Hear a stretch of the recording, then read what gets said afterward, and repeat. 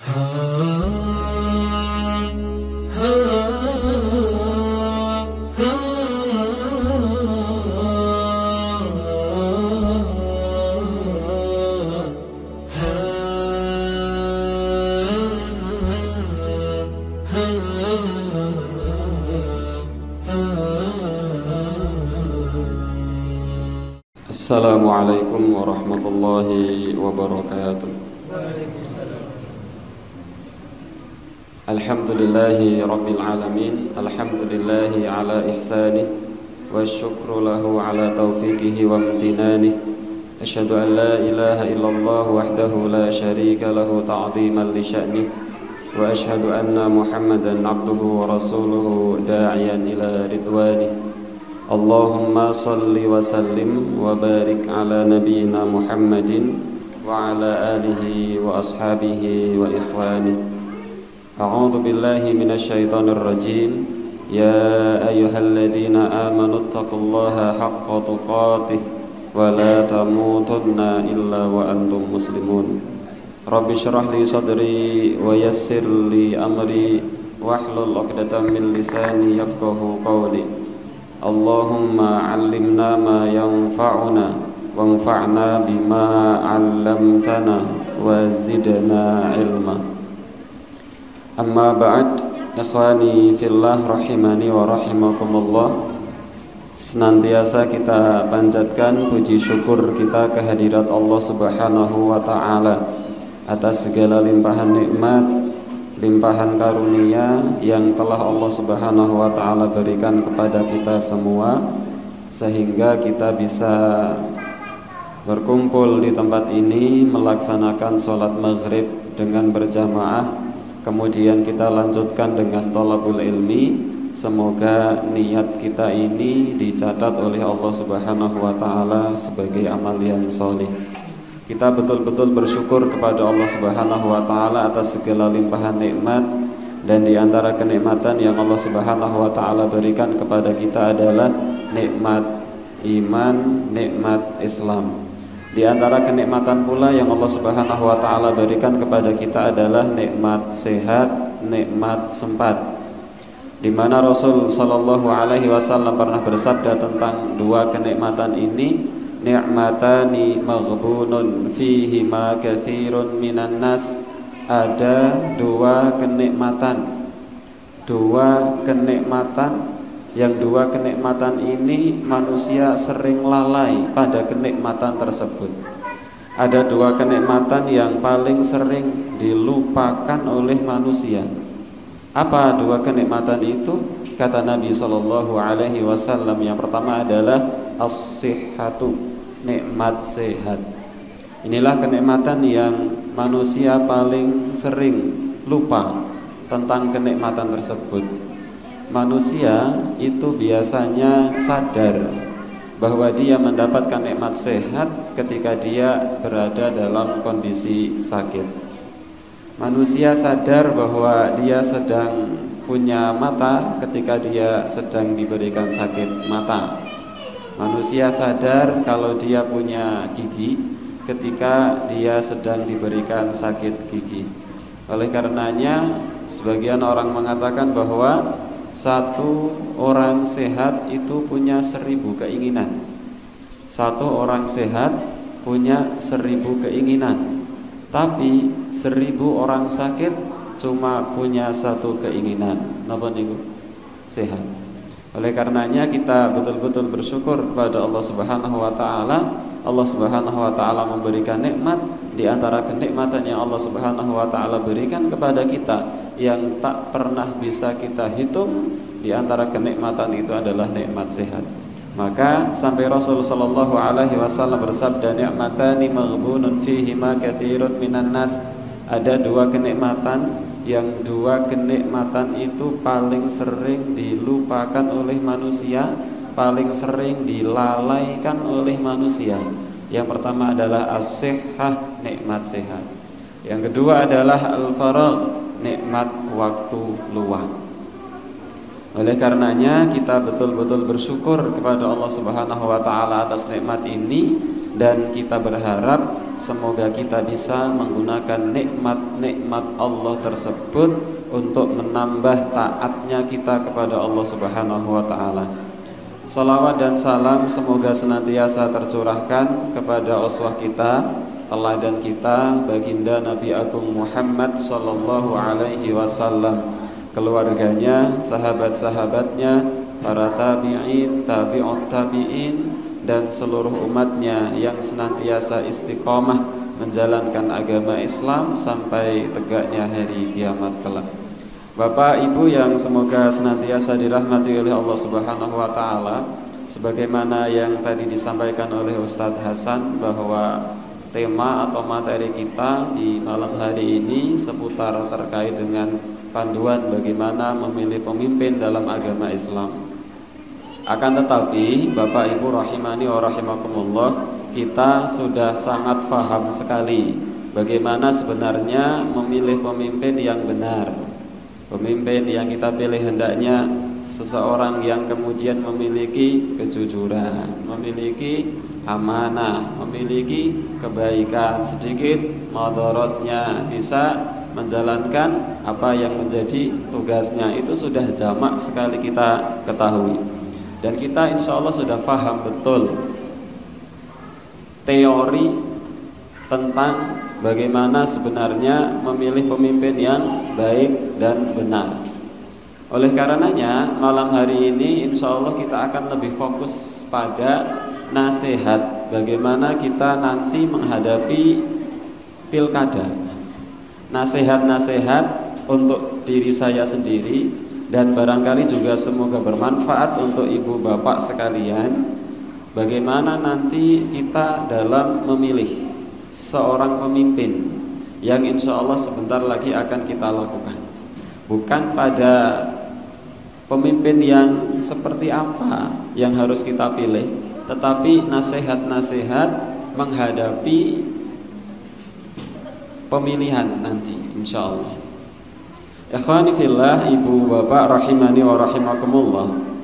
Nasihat yang pertama kita sampaikan bahwa ada dua rukun dalam sebuah kepemimpinan.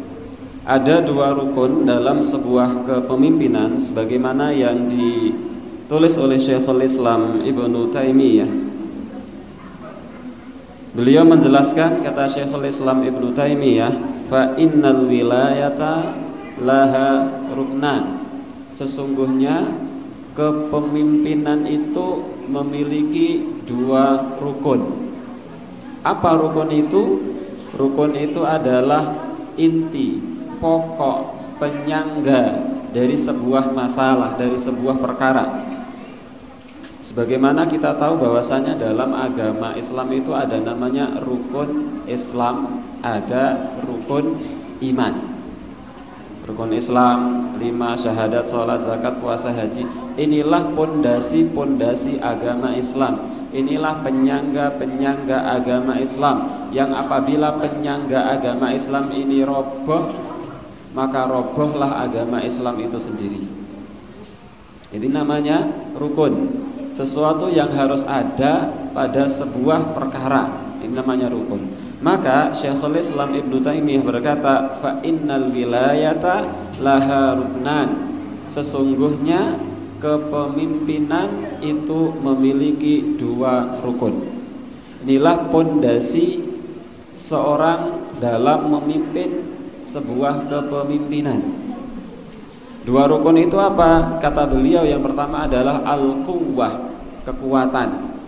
Baik kekuatan fisik, kekuatan pikiran, kekuatan harta. Ini rukun yang pertama, al-quwwah. Dan yang kedua, rukun kepemimpinan, kata Syekhul Islam Ibnu Taimiyah, adalah wal amanah, amanah.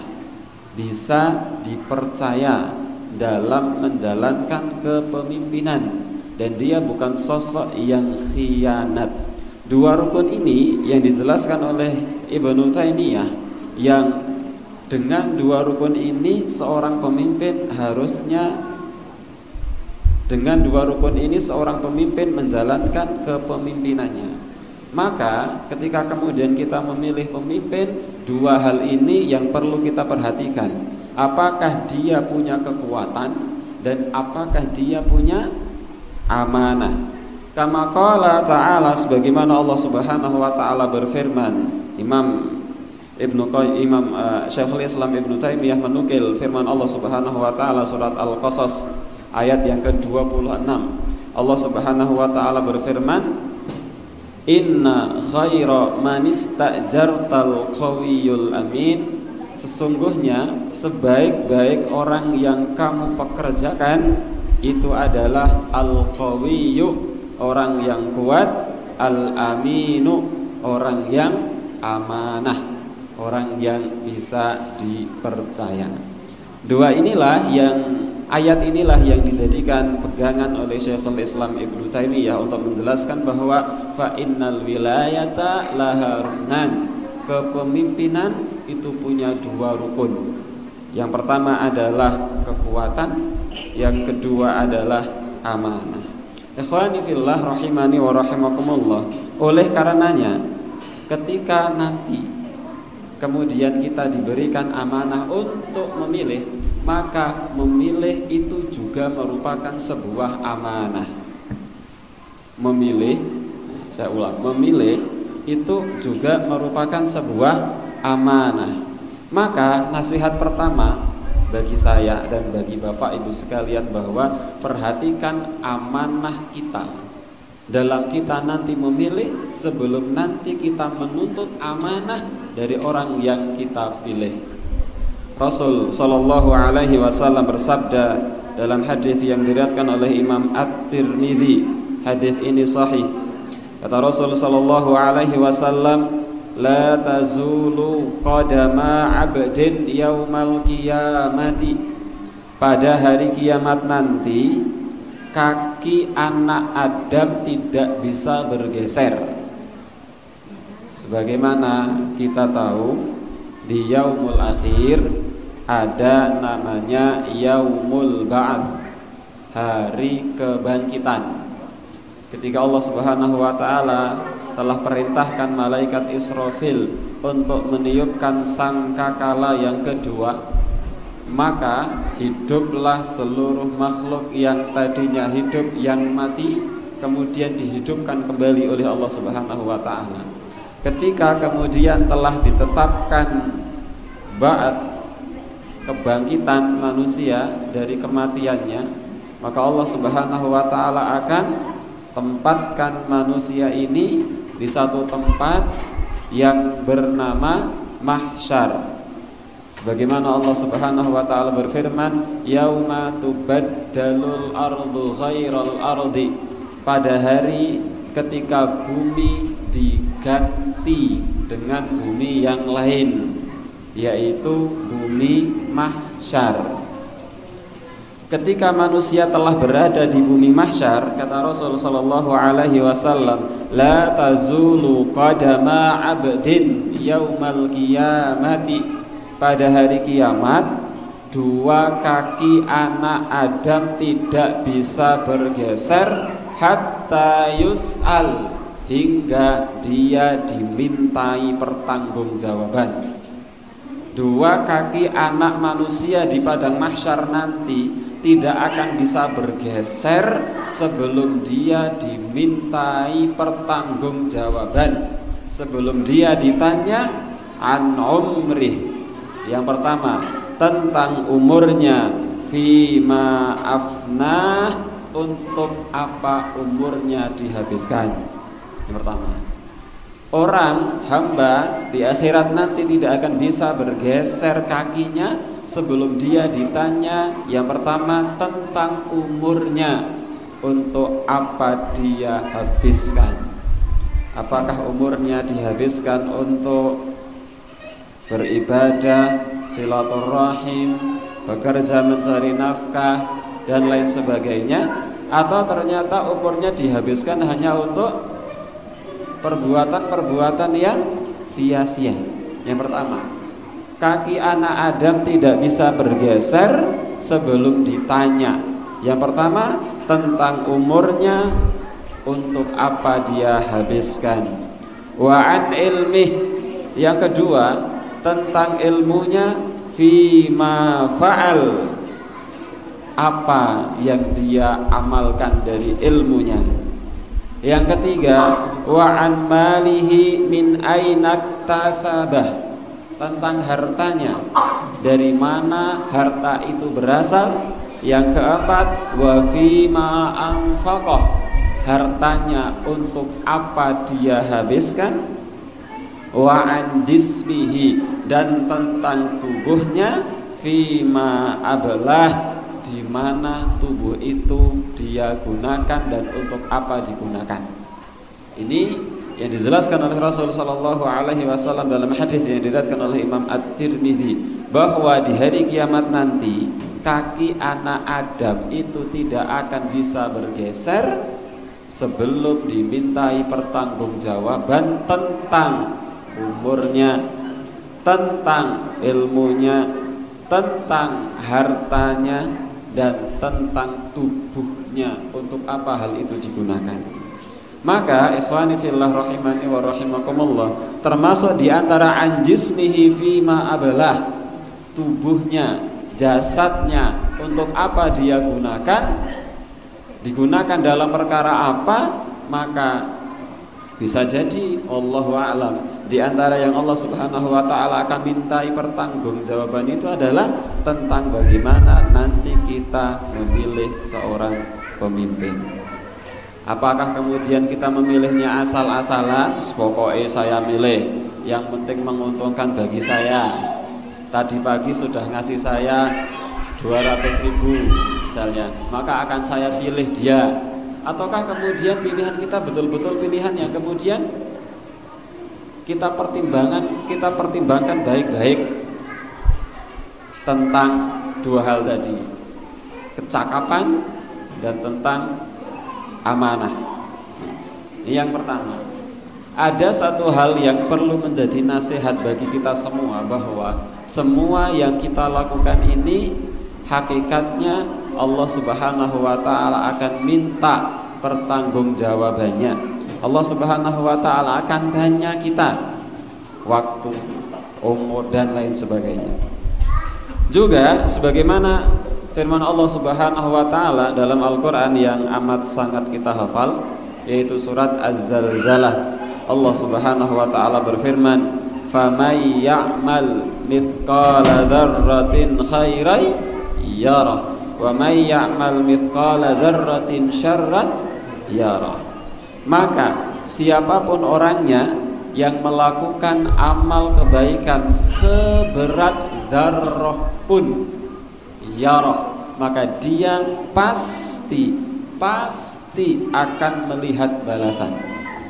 Wa may ya'mal mithqala dzarratin syarran, dan siapa orangnya yang melakukan amal keburukan seberat dzarrah sekalipun. Dzarrah itu adalah benda terkecil dalam istilah bahasa Arab. Benda terkecil itu namanya dzarrah. Siapa orangnya yang melakukan keburukan seberat dzarrah sekalipun, yarah, maka sungguh dia akan melihat balasannya. Maka jangan kemudian dianggap bahwasannya ketika kita nanti memilih itu tidak ada yang lihat. Allah Subhanahu wa taala itu Maha Sami, mendengar. Allah Subhanahu wa taala Basir, Maha melihat. Ini nasihat yang perlu kita renungkan bersama, bahwa kemudian ketika nanti kita memilih, betul-betul kita dimintai pertanggungjawabannya oleh Allah Subhanahu wa taala. Betul-betul Allah Subhanahu wa taala akan bertanya tentang pilihan yang kita pilih.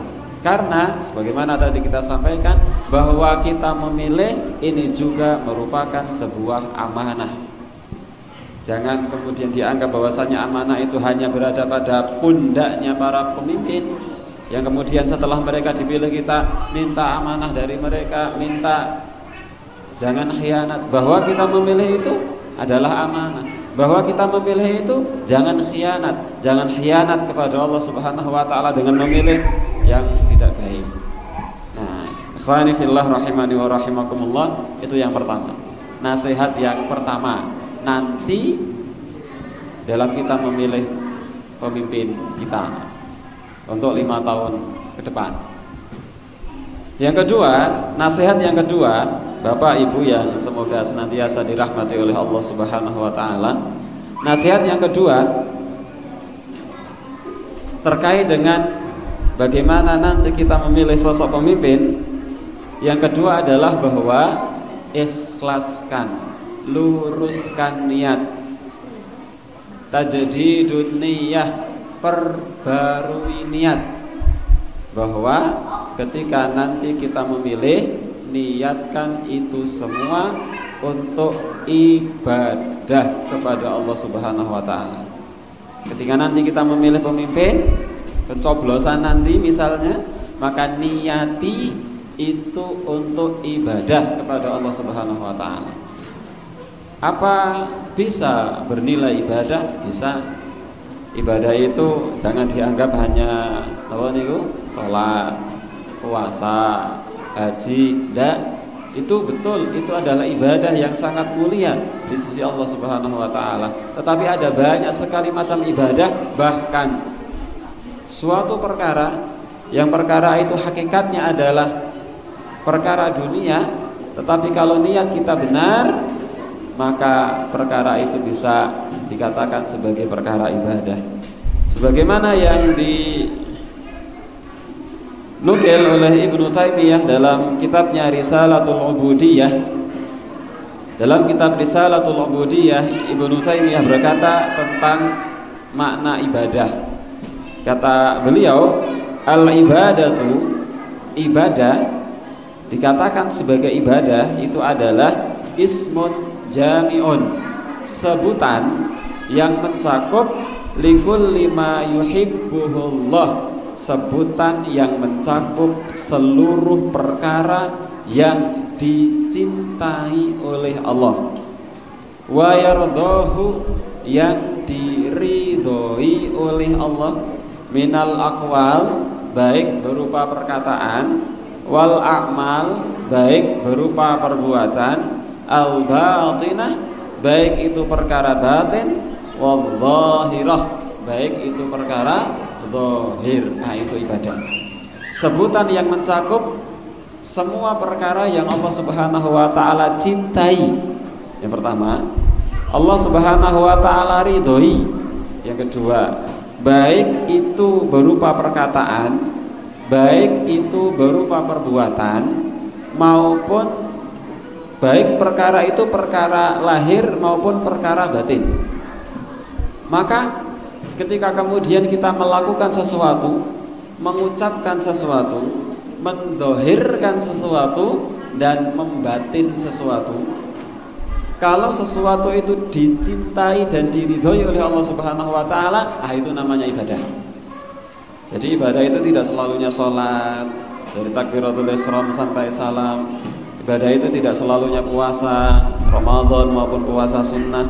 Ibadah itu tidak selalunya harus ke Makkah, haji ataupun umroh. Itu memang semuanya adalah ibadah. Tetapi ada ibadah-ibadah yang ibadah-ibadah itu adalah ibadah ghairu mahdhah. Ibadah yang tata caranya itu tidak ada ketentuan khusus. Nah, ibadah itu adalah ibadah yang kemudian disampaikan oleh Ibnu Taimiyah bahwa ismun jami'un likulli ma yuhibbuhullahu wa yardah, sebutan yang mencakup seluruh perkara yang Allah cintai, seluruh perkara yang Allah ridhoi, baik itu perkataan maupun perbuatan, baik itu lahir maupun batin. Nah, maka itu adalah ibadah. Maka kembali kepada masalah yang sedang kita bicarakan, bahwa agar kita nanti dalam memilih pemimpin itu dianggap ibadah oleh Allah Subhanahu wa taala, pastikan dalam memilih nanti itu dicintai oleh Allah, diridhoi oleh Allah. Maka seandainya yang kita lakukan nanti kok dicintai oleh Allah, diridhoi oleh Allah Subhanahu wa taala, maka itu termasuk ibadah. Sementara Allah Subhanahu wa taala berfirman, "Wa ma khalaqtul jinna wal insa illa liya'budun." dan tidaklah aku ciptakan jin dan manusia melainkan agar mereka semua beribadah kepadaku. Nah, di antara ibadah yang bisa kita lakukan itu adalah ibadah ghairu mahdhah, ibadah yang tidak tersebut tata caranya secara khusus dalam syariat. Yang penting perkara itu dicintai oleh Allah, diridhoi oleh Allah, nah itu ibadah.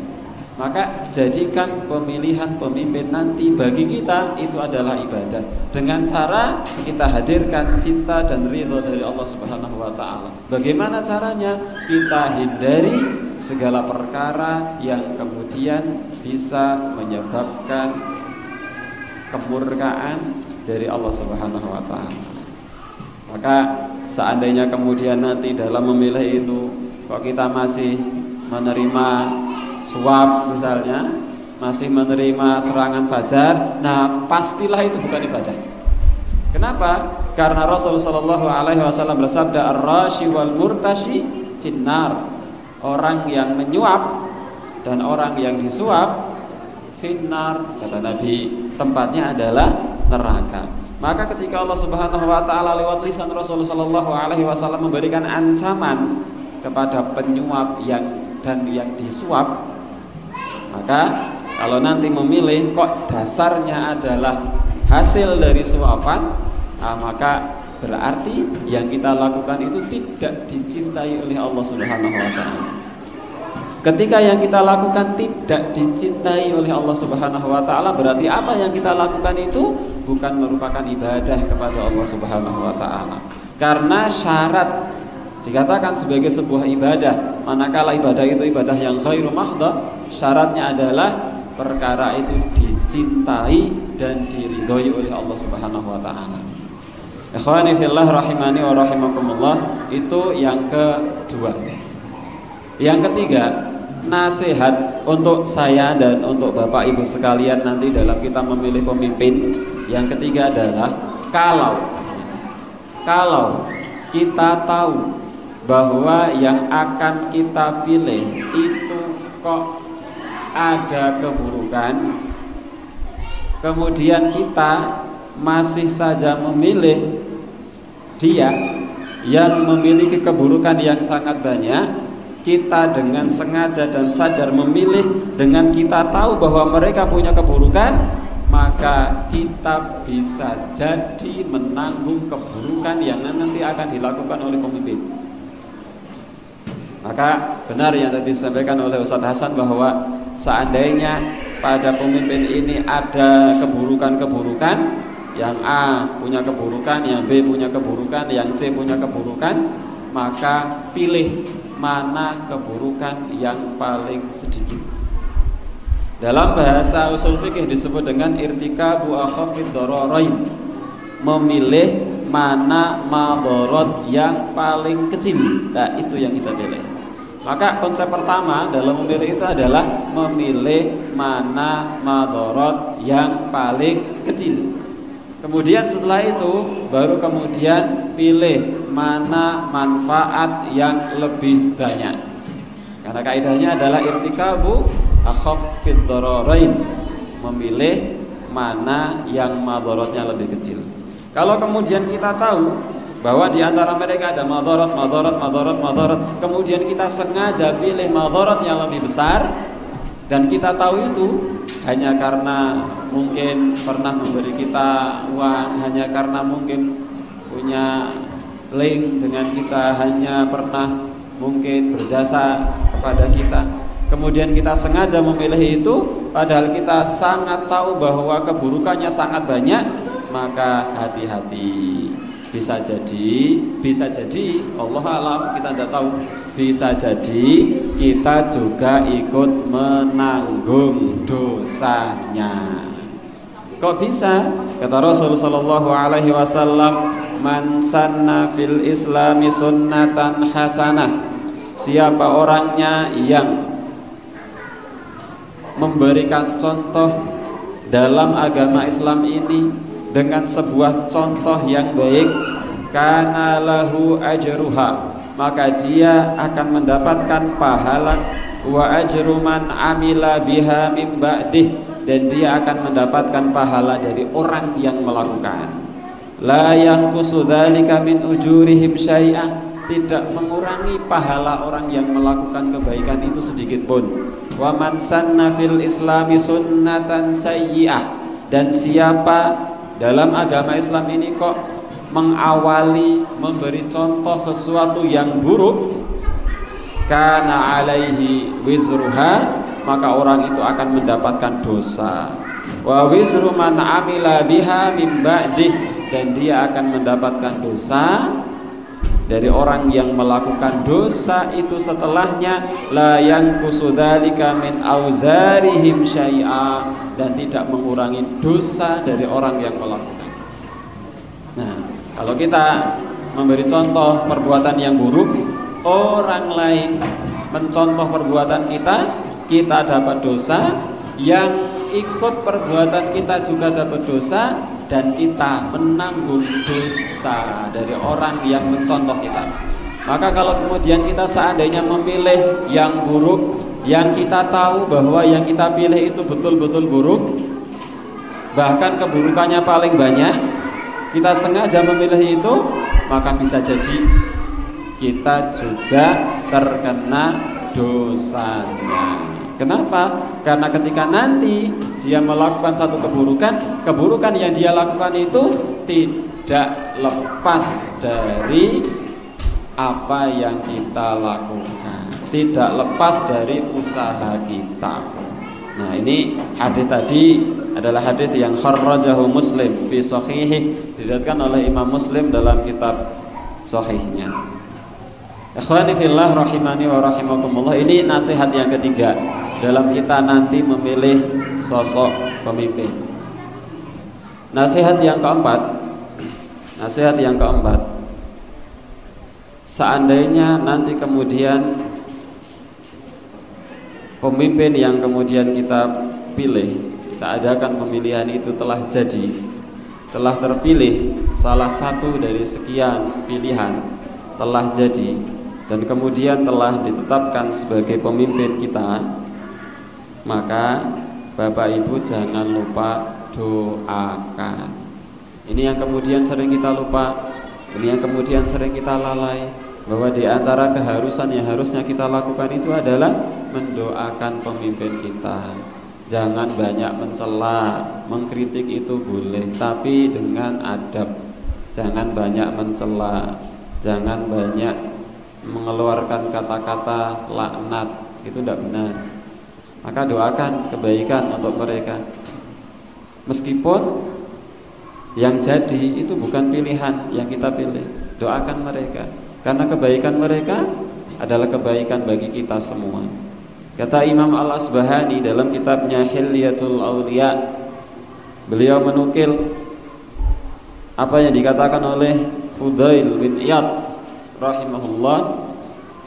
Sami'tul Fudail bin Iyad, aku pernah mendengar Fudail bin Iyad yaqulu, berkata, lau anna li da'watun mustajabah, seandainya aku ini punya satu doa mustajab, seandainya aku punya doa yang doa itu pasti dikabulkan oleh Allah Subhanahu wa taala, ma sayyartuha illa fil imam, maka tidak mungkin aku gunakan doa itu kecuali pasti akan aku gunakan untuk mendoakan pemimpin.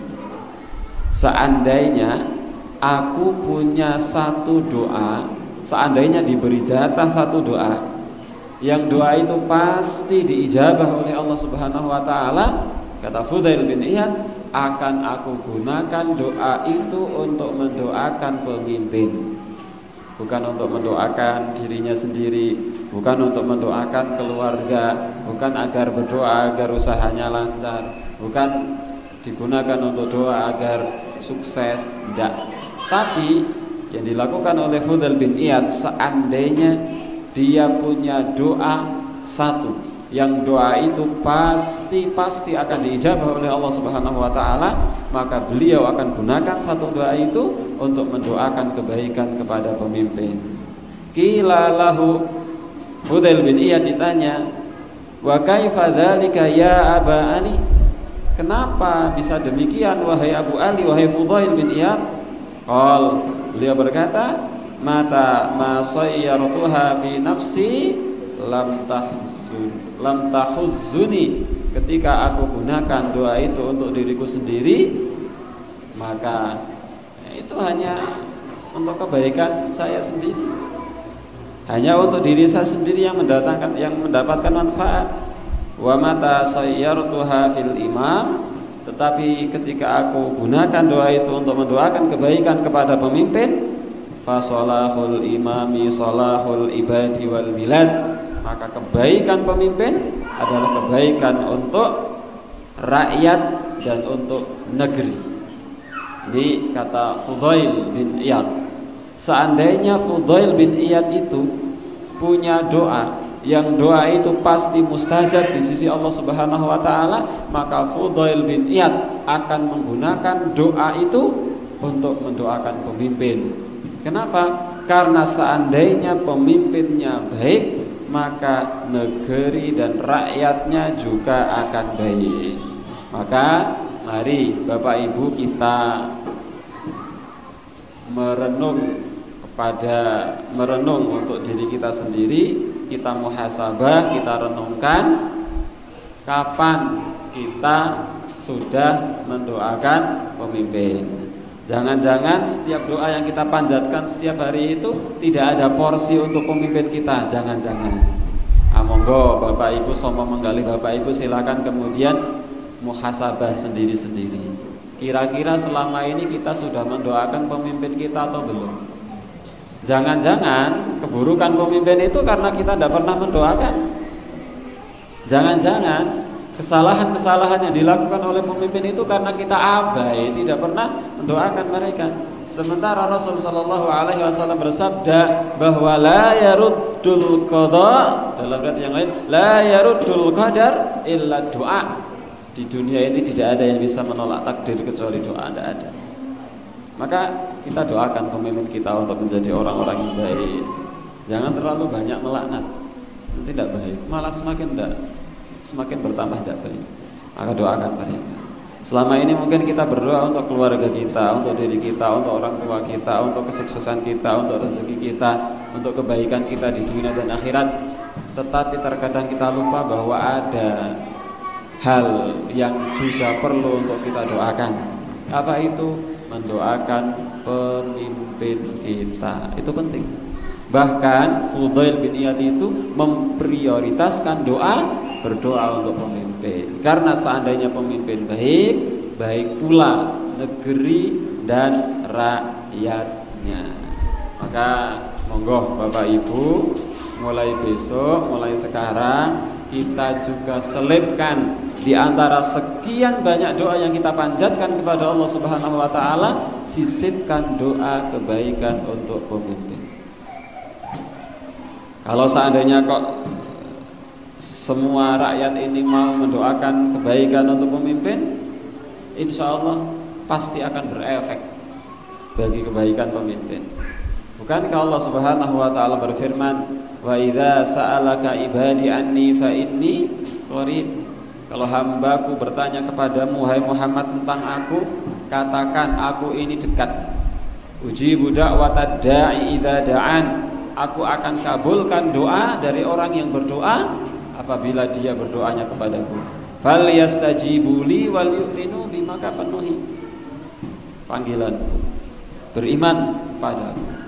Ikhwani fillah rahimani wa rahimakumullah. Maka mari kita mulai doakan kebaikan untuk pemimpin kita.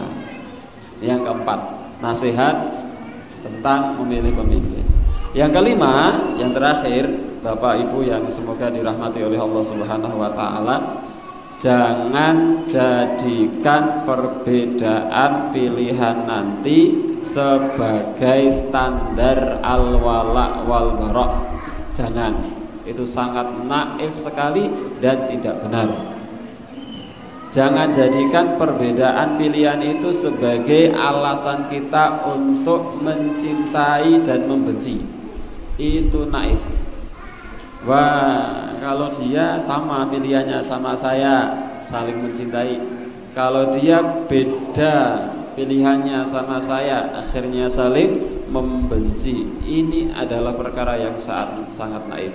Maka jangan jadikan perbedaan pilihan itu sebagai dasar al-wala wal bara, sebagai dasar kita mencintai dan membenci. Jangan.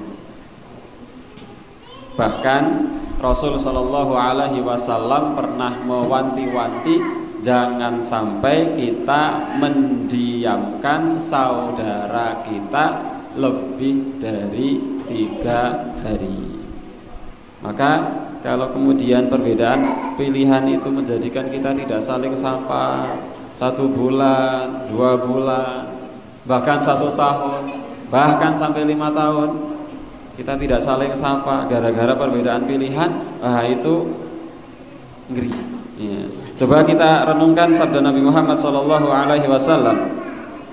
dalam hadis yang diriwayatkan oleh Imam Bukhari dan Imam Muslim. Hadis ini dinukil pula oleh Ibnu Hajar Al-Asqalani dalam kitabnya Bulughul Maram. Rasul sallallahu alaihi wasallam bersabda, "La yahillu li muslimin ayyahjura akhahu fawqa 3 layalin." Tidak halal seorang muslim mendiamkan saudaranya lebih dari 3 hari. Saya ulang, tidak halal seorang muslim mendiamkan saudaranya lebih dari 3 hari. Nah, tidak halal itu berarti apa? Haram. Tidak boleh mendiamkan saudaranya lebih dari 3 hari. Yaltaqiyan, keduanya saling bertemu, fayuridu hadza wa yuridu hadza, yang satu berpaling, yang satunya juga berpaling, melengos. Padahal sebelumnya saling sapa, gara-gara perbedaan pilihan jadi saling melengos, tidak saling menyapa, akhirnya saling mendiamkan. Maka kata Rasul, la yahil, tidak halal seperti itu. Tidak halal bagi seorang muslim mendiamkan saudaranya lebih dari 3 hari. Dan Rasul sallallahu alaihi wasallam di akhir hadis bersabda, wa khairuhum alladhi yabda'u bis salam, dan yang paling baik di antara keduanya adalah orang yang pertama kali mengucapkan salam. Maka jangan sampai, tadi kita sampaikan, jangan sampai perbedaan pilihan itu menjadi standar al-wala wal bara, menjadi standar kita mencintai dan kita bermusuh-musuhan. Tidak boleh. Bahkan ada satu hadis, barangkali hadis ini sebagai penutup di kesempatan pertemuan malam hari ini. Ada satu hadis yang luar biasa yang disabdakan oleh Rasul sallallahu alaihi wasallam, yang diriwayatkan oleh Imam Muslim. Rasul sallallahu alaihi wasallam bersabda begini, tuftahu abwabul jannati yaumal itsnaini wa yaumal khamis. Pintu surga itu senantiasa dibuka pada hari Senin dan Kamis. Sabda Nabi ini diriwayatkan oleh Imam Muslim dengan riwayat yang sahih. Kata Rasul sallallahu alaihi wasallam, tuftahu abwabul jannati yaumal itsnaini wa yaumal khamis. Pintu surga itu senantiasa dibuka setiap hari Senin dan hari Kamis. Hari ini hari apa nih Pak? Hari sekarang Kamis. Berarti pintu surga sedang dibuka. Tetapi bahwa hitungan hari dalam agama Islam itu bukan dari jam 12 malam sampai jam 12 malam lagi. Tetapi hitungan hari dalam kalender Islam itu hitungannya dari maghrib sampai maghrib. Maka sekarang ini sudah termasuk hari Jumat, maka dikatakan malam Jumat. Makanya kalau Ramadan, meskipun tadi belum puasa, kalau besok kok 1 Ramadan, setelah Isya sudah ada tarawih, karena hitungannya ikut besok, jadi maghrib. Maka sekarang sudah masuk Jumat, malam Jumat, bukan lagi hari Kamis kalau dalam kalender Islam. Kalau kalender nasional kan sekarang hari Kamis sampai nanti jam 12 malam. Maka kata Rasulullah sallallahu alaihi wasallam, tuftahu abwabul jannati yaumal itsnaini wa yaumul khamis. Pintu surga itu senantiasa dibuka di hari Senin dan hari Kamis di luar Ramadan ini. Rasul bersabda, fayughfaru likulli 'abdin la yusyriku billahi syai'a. Maka di hari itu akan diampuni hamba-hamba Allah ini, akan diampuni dosa-dosanya selama hamba-hamba ini tidak melakukan kesyirikan kepada Allah. Maka di hari Senin, di hari Kamis, di mana di hari itu pintu surga dibuka, Allah akan mengampuni setiap hamba dengan catatan hamba itu tidak menyekutukan Allah Subhanahu wa taala dengan sesuatu. Hamba itu tidak melakukan kesyirikan kepada Allah Subhanahu wa taala. Illa rajulan, kecuali seorang laki-laki yang belum akan diampuni dosanya oleh Allah meskipun di hari Senin, hari Kamis di mana pintu surga dibuka. Meskipun orang-orang diampuni dosanya oleh Allah Subhanahu wa taala, tetapi orang ini, satu orang ini tidak diampuni dosanya oleh Allah Subhanahu wa taala, belum akan diampuni dosanya oleh Allah Subhanahu wa taala. Siapa? Rajulan, seorang laki-laki. Kanat bainahu wa baina akhihi syahna, yang antara dirinya dengan saudaranya masih ada permusuhan. Nih, Allah akan mengampuni dosa bagi seorang hamba yang tidak melakukan perbuatan kesyirikan, kecuali yang belum Allah ampuni adalah seorang hamba yang masih punya permusuhan dengan saudaranya. Bayangkan seandainya permusuhan itu 1 bulan, seandainya permusuhan itu terjadi 1 tahun, bagaimana seandainya permusuhan itu terjadi selama 5 tahun? Maka selama 5 tahun itu ada ancaman dari Allah Subhanahu wa taala bahwa hamba ini belum akan diampuni dosa-dosanya oleh Allah Subhanahu wa taala.